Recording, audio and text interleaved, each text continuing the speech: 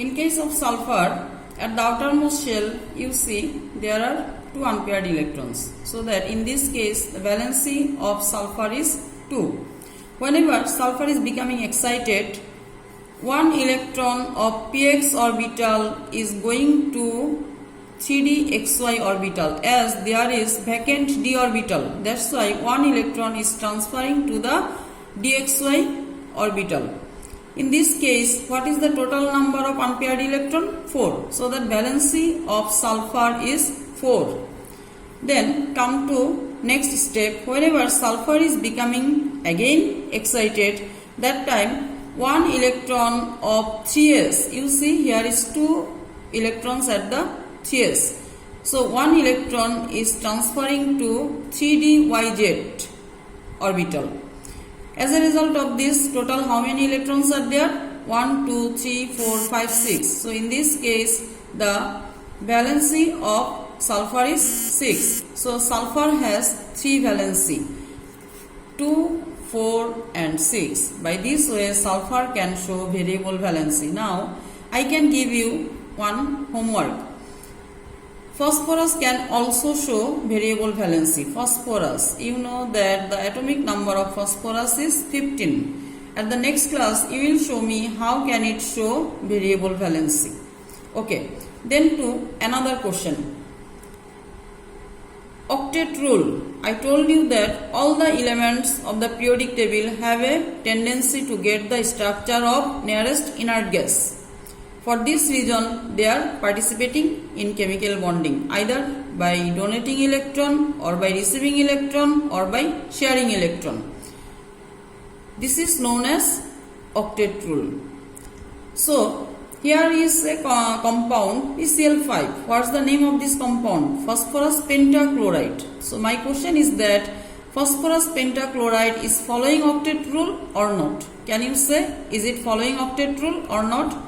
See, formation of phosphorus pentachloride. At the outermost shell of phosphorus, there are 5 electrons. By the dot, I have shown the electron of phosphorus, outermost electrons of the phosphorus.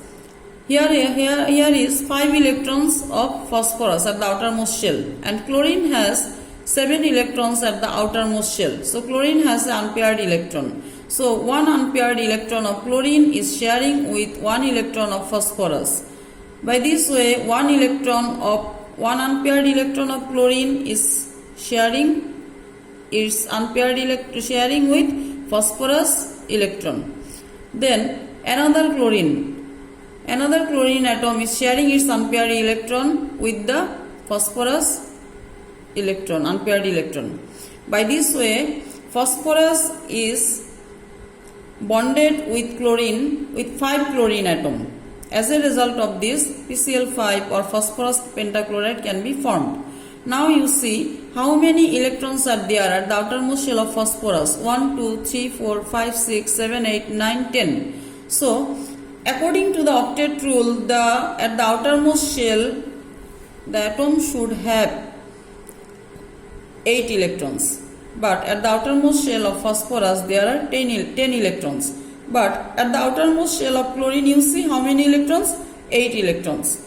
So chlorine is following octet rule, but phosphorus is not following octet rule. So can I say that phosphorus pentachloride is following octet? No, I can't say. Because phosphorus is not following. Here was supposed to be 8 electrons, but here is 10 electrons. So, it is not following octet rule. What is happening over here? Expansion of octet. So, whenever you will find that one atom, it may be central or side atom.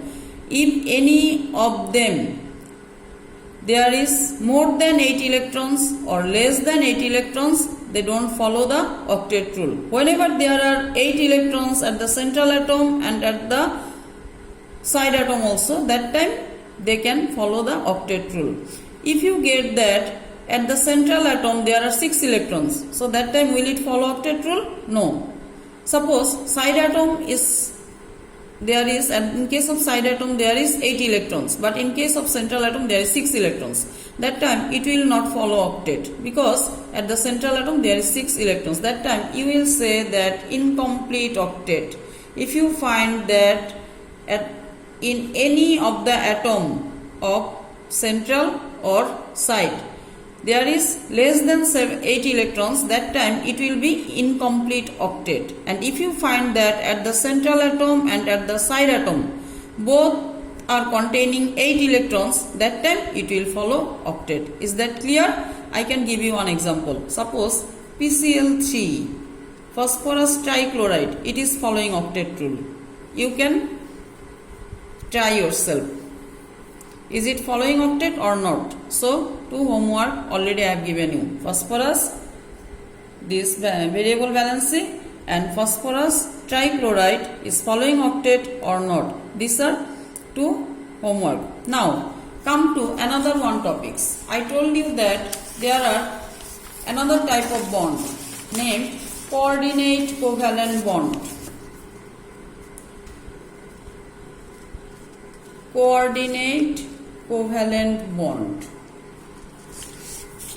Coordinate covalent bond is such type of covalent bond where electrons will be supplied by only one atom. In case of covalent bond, you have seen that both of the atoms are sharing equal number of electrons. But in case of coordinate covalent bond, only one atom will supply electron, but it will be shared by both of the atom. I can show you by one example. Suppose boron trifluoride. What is the formula of boron trifluoride? Can you say? BF3 is the formula of boron trifluoride. Whenever boron trifluoride is reacting with ammonia, what is the formula of ammonia? NH3. At the outermost shell of boron, there is no lone pair electron. But in case of nitrogen, there is a lone pair electron. In this case, nitrogen will donate its lone pair electron to the central atom of boron trifluoride. How? You see?